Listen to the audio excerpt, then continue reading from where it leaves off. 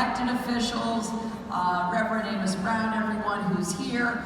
It really shows that you know what I think to be the case. This is one of the most important elections in our recent history.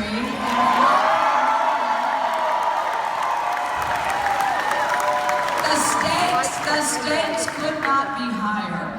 There is absolutely no way that we can let Donald Trump get anywhere near our grounds.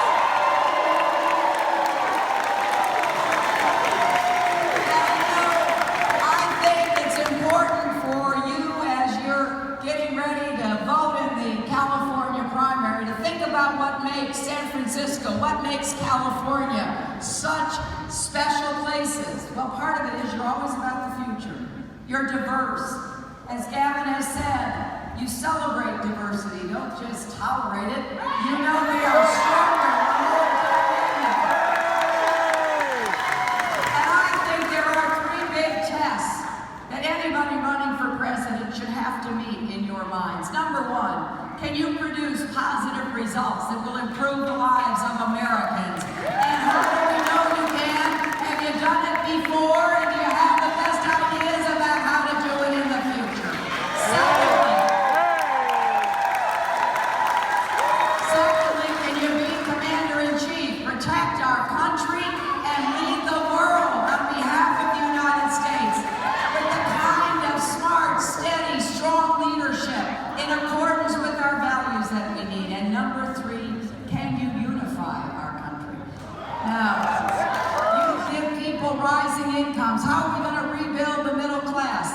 Well, I've laid out specifics about how to do that. We are going to be investing in more jobs, in infrastructure, our roads, our bridges, our tunnels, our ports, our airports, our broadband system, our water system.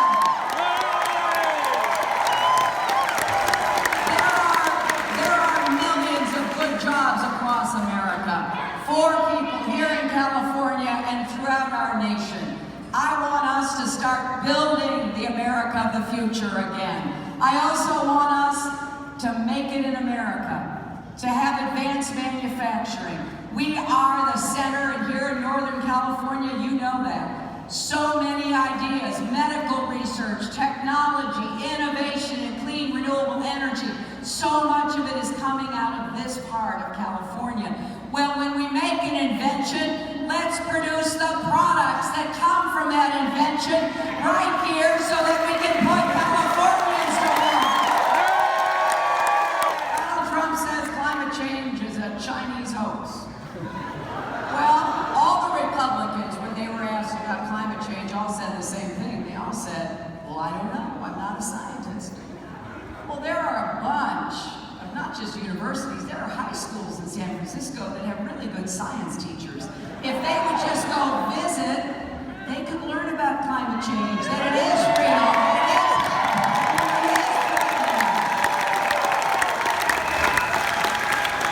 So what I want us to see happen is we invest in clean, renewable energy jobs. I worked with President Obama starting in 2009 to move the world toward what became the Paris Agreement. We started in Copenhagen. It was hard, painstaking diplomacy. We got the world to sign off. Now we've got an opportunity. I've set some big goals. I want us to deploy 500 million more solar panels by the end of my first term, and enough clean energy to power every home in America.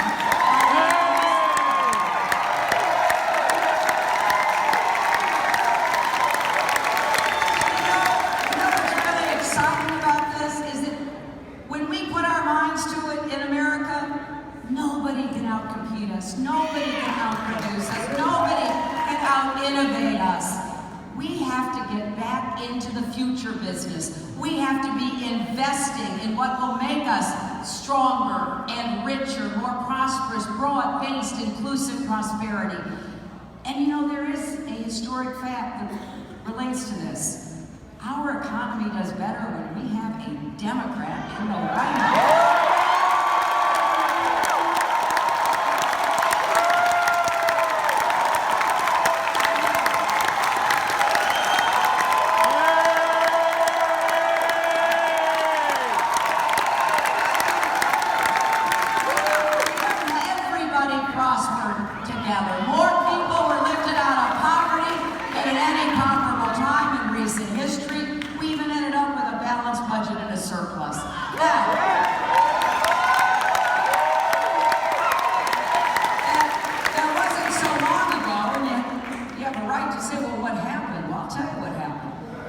Instead came the Republicans with their failed economic policies.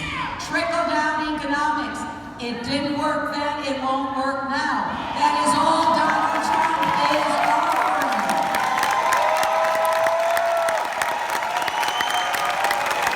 So, by the time the last Republican administration finished cutting taxes on the wealthy, taking their eyes off the financial and the mortgage markets, we ended up in the worst financial crisis since the Great Depression. 9 million Americans lost their jobs. 5 million family homes were lost. And we ended up in a deep, deep ditch. It could have gotten even worse. And I don't think President Obama gets the credit he deserves for digging us out. To create more good jobs, to get incomes rising, and I want to make the economy fairer. It is time nationally to raise the minimum wage so people working full-time.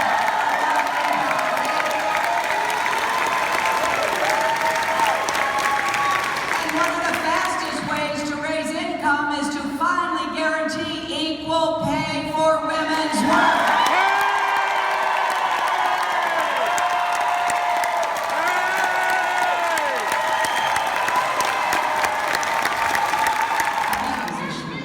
If you have a mother, a wife, a sister, or a daughter, and all of us have at least one of those,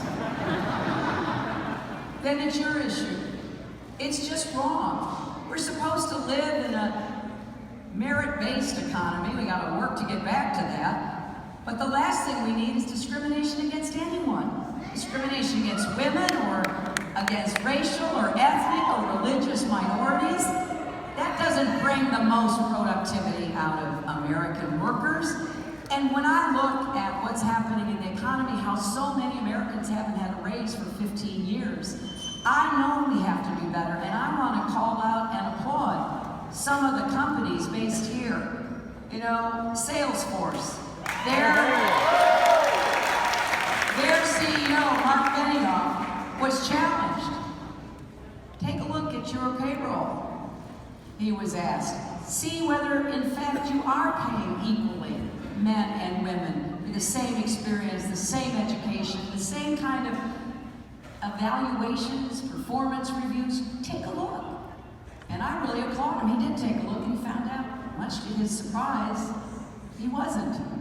And he has put money in to try to remedy that.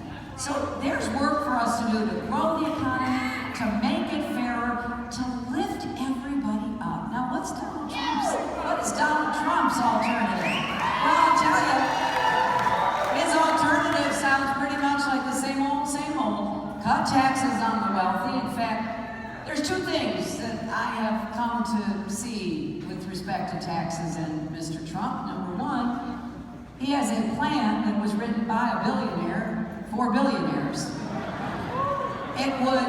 It would do nothing to help us invest and make our economy stronger, and it would explode the national debt. The other thing I know is he doesn't want to release his taxes. My husband and I, we've got 33 years of taxes out there. We've got about 8 of them on my website. And the only 2 years we've been able to see from Donald Trump were 2 years of taxes he had to give to a state to try to get a casino license. And those 2 years showed something really interesting. It showed he had not paid a penny in federal income tax. Now, he goes around talking about he wants to have a great American military. Well, we have the best in the world. We got to take care of the men and women who serve. He's not contributing 1 penny, perhaps, to doing that. And so my question is really simple. If you have paid federal income tax, show us. Now, some people say he doesn't want to show us because he's not as wealthy as he claims. Well, the best way to refute that is show us. And others say he's not as charitable as he claims. Well, you can prove that you are. So this is an issue that has always been expected from anyone who gets a nomination of either the Republican or the Democratic Party. So I think it's only fair, don't you, that Donald Trump show us his income tax. Invest in early childhood education, so every child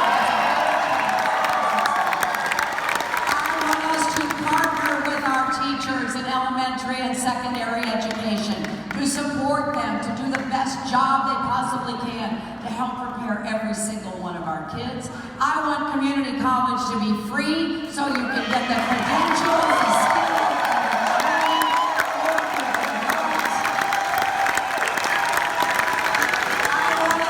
I want it so that you will not have to borrow a penny to attend a 4-year public college or university.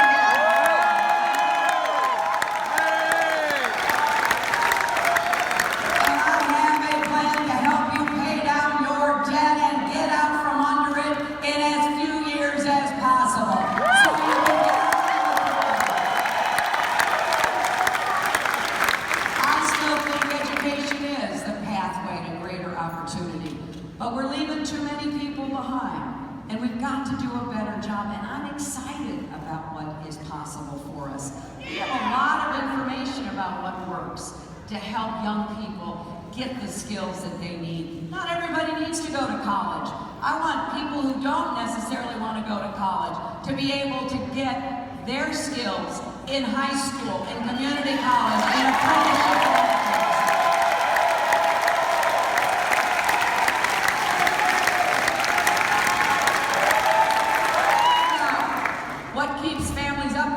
Jobs, income, education, and healthcare. And when it comes to healthcare, I want to defend the Affordable Care Act, but I want to make it better.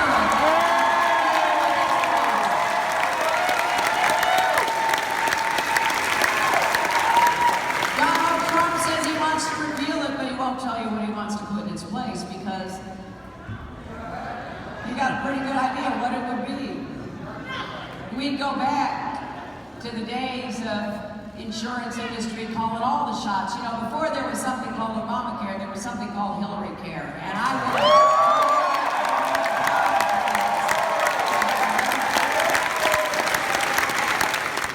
You know, when we were successful back in the early 90s, I went to work with Republicans and Democrats to create the Children's Health Insurance Program that covers 8 million kids. And I meet young people, and some not so young anymore, as I travel around the country who tell me how much the Children's Health Insurance Program meant to them. Well, that's why I was thrilled when President Obama got passed and signed the Affordable Care Act, because now when I travel around the country, it happened to me just now in San Jose, people tell me the most amazing stories about what it meant to them and their families. A woman who said, she was working, but she made too much to qualify for Medicaid, but she didn't work for somebody who provided health insurance and she could never afford it. And she'd been having headaches for quite some time. She was sort of trying to ignore that, and then Affordable Care Act passed, and then she went on the exchange here in California, and then she got insurance, and then she went to the doctor, and the doctor said, you've got a brain tumor, but we're going to take care of you. It turned out to be benign. But as she said to me, she said, I might not be here today if it hadn't been for that. And I want people to understand we've got to make it better.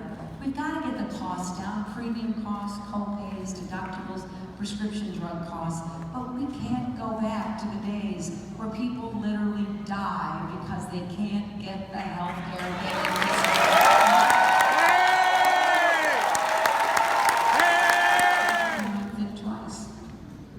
We're not doing what we should to provide the health care that is needed to treat mental health problems, and we sure don't have enough treatment for addiction. So part of what I am focused on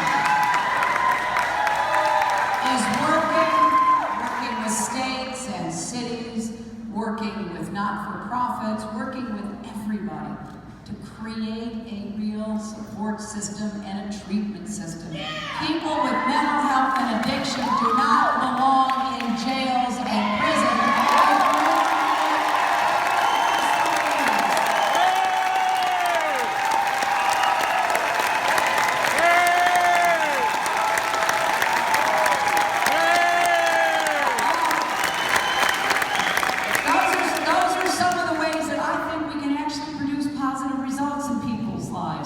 And the second test was, can you keep us safe? And here's where I believe Donald Trump is the most dangerous. Just think of what he has said in the last few weeks. He has attacked our longtime strongest ally, Britain. He has praised the dangerous dictator of North Korea. He has suggested it's fine with him if other countries get nuclear weapons. And he even said he might use a nuclear weapon against ISIS, which is not even a state. And then he said we should pull out of NATO and go back to torturing people and keep Muslims out of our country. Now, I hear that and I just cringe. Because when you say things like that, it's not just the people in your audience who are hearing you, people around the world are hearing you. And today, President Obama was in Japan meeting with our closest allies, and when he came out of the meeting for the official press conference, he reported that all these leaders are, in his words, rattled by what they hear from Donald Trump. They wonder what's going on. Does this mean that the United States is going to withdraw from leading the world? Does it mean that we're going to make the world less safe by encouraging nuclear weapons? What does this mean? And I think it's important as you vote in the California primary, as you think about November, to say to yourself, who can be both president and commander-in-chief? Because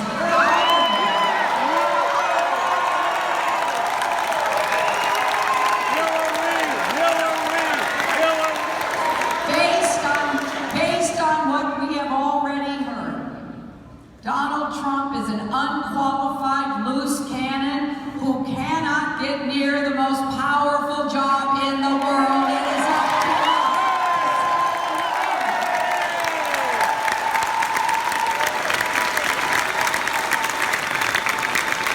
And you know, the third test is, can you unify us? We are the United States of America. And yes, do we have differences? Of course we do. We disagree about really anything. That's part of who we are. That's our political DNA. But there's a difference between disagreeing, having partisan differences, and spending your time insulting, denigrating, demeaning people, using the kind of language that actually incites violence, all of which we have heard from Donald Trump. He is both dangerous and divisive. And I want you to know where I stand on some of the issues that he has already staked out a position on. I will defend a woman's right to make her own.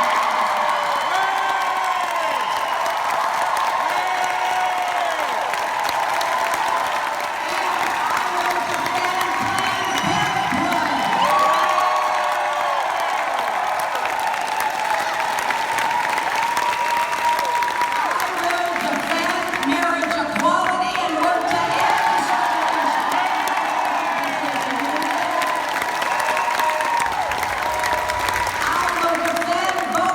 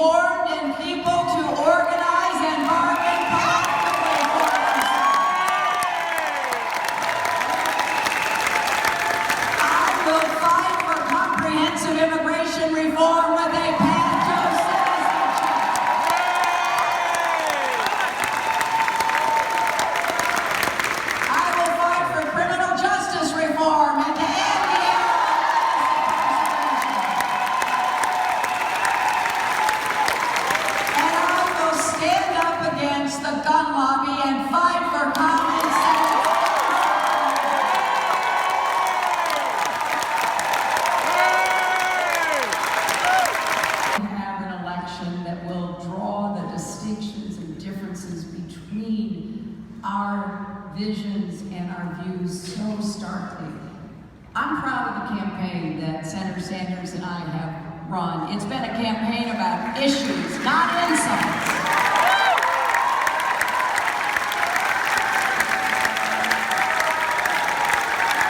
And I will work hard to unify the Democratic Party because whatever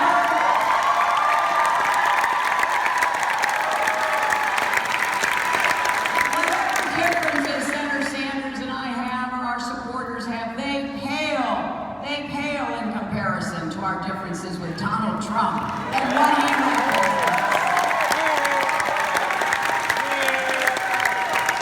But that's why the California primary is so important, because we need to send a message. This election is about the future. It's about producing positive results for Americans. It is about protecting us and doing so in accordance with our values and leading the world to greater peace and prosperity. It is about unifying our country, rolling up our sleeves, finding common ground. I will go anywhere, anytime, to meet with anyone to find common ground, to solve the problem.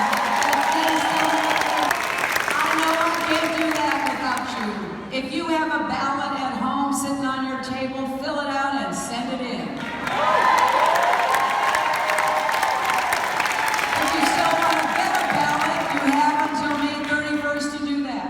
And then please, if you haven't done that, remember to vote.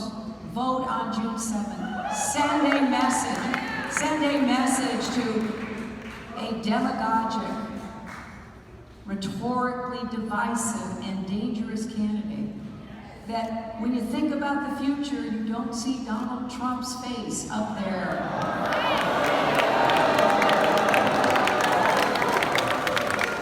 Because we're going to wage a positive campaign. I'm not going to respond to anything he says about me.